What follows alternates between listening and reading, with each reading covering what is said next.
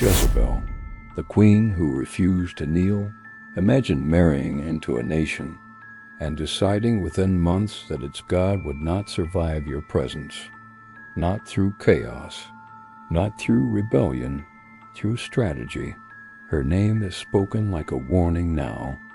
But before she became a symbol of corruption, she was a royal daughter trained to rule. Jezebel was born in Sidon, daughter of King Ahab, a ruler who was also a priest of Baal. In her world, religion and governance were not separate spheres. Worship was political. Altars were instruments. Gods were tools of statecraft. So when King Ahab of Israel married her, it wasn't a love story. It was diplomacy. Israel believed they were securing trade routes and strengthening borders. What they imported was ideology. Scripture records in 1 Kings 16:31 that Ahab not only continued the sins of Jeroboam, but also married Jezebel and began serving Baal. It sounds incremental. It wasn't. Within a short time, Baal had a temple in Samaria. An altar stood in the capital city. Hundreds of prophets of Baal ate at the queen's table. Not tolerated, sponsored. Meanwhile, the prophets of Yahweh began disappearing one by one. 1 Kings 18-4 states plainly that Jezebel was killing the Lord's prophets. She didn't argue theology. She eliminated opposition, because Jezebel understood something chillingly effective. If you silence the voice, you reshape the belief. Then came Elijah, a lone prophet with no political backing.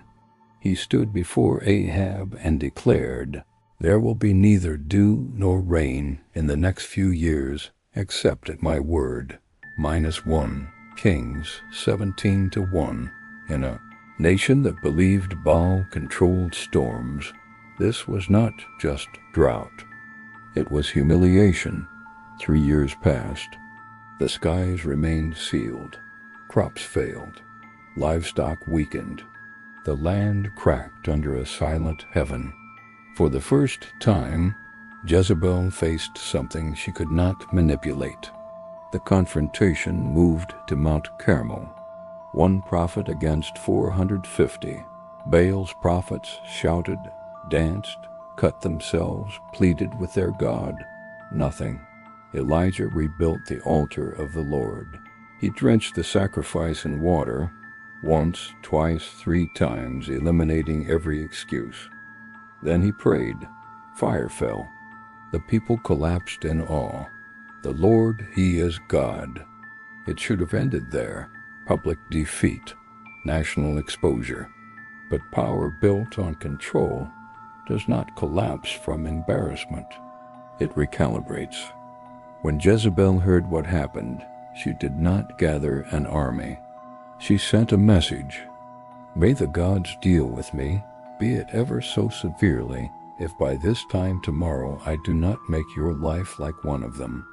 1 Kings 19-2. And Elijah ran. The man who faced 450 prophets fled from one written threat.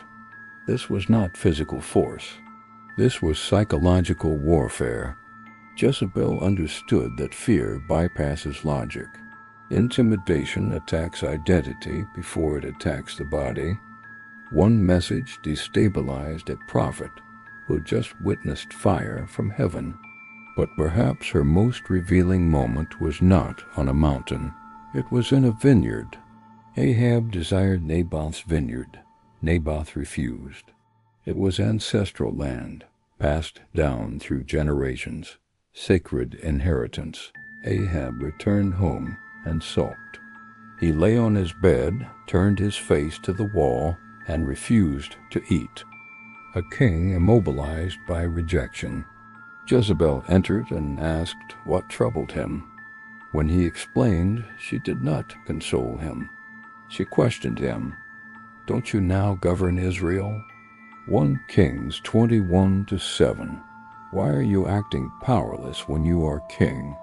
Then she did something far more dangerous than rebellion.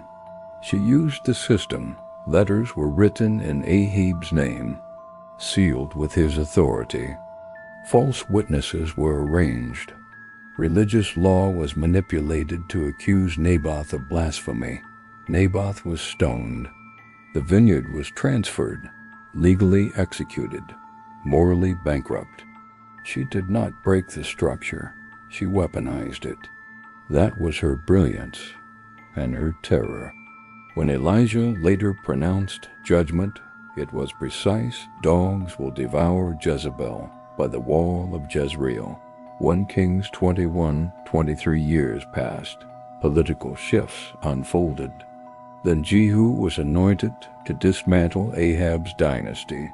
When he rode into Jezreel, Jezebel did something unforgettable. She did not hide. She painted her eyes, arranged her hair, positioned herself at the palace window. Even facing death, she curated her image. Control had always been her currency. She called down with biting sarcasm, "Have you come in peace, Zimri, you murderer of your master?" Still defiant, still sharp, still refusing to kneel. Jehu did not engage in dialogue. He looked up and asked, "Who is on my side?" Her own officials stepped forward. "Throw her down." They threw her from the window. Her blood splattered against the wall and the horses beneath. Later, when they went to bury her, dogs had devoured her body. Only skull, hands, and feet remained, exactly as spoken. Her ending was brutal, but what unsettles history is not merely how she died, it is how effective she was while she lived. For years, she shifted the spiritual direction of a nation. She normalized idolatry. She redefined leadership culture. She bent weak authority to her will. Ahab wore the crown, but she drove the decisions. Centuries later, in Revelation 2:20, her name appears again, not as a person, but as a pattern, a warning against corrupt influence, because Jezebel represents more than ancient idolatry. She represents power without covenant, influence without accountability, charisma without conscience. For a season, she prevailed, but power built on intimidation eventually collapses under the weight of its own corruption. She rewrote the rules of influence in her generation, but she could not rewrite the ending. And history remembers not only the leaders who rise, but the ones who refuse to kneel, even when the fall is inevitable.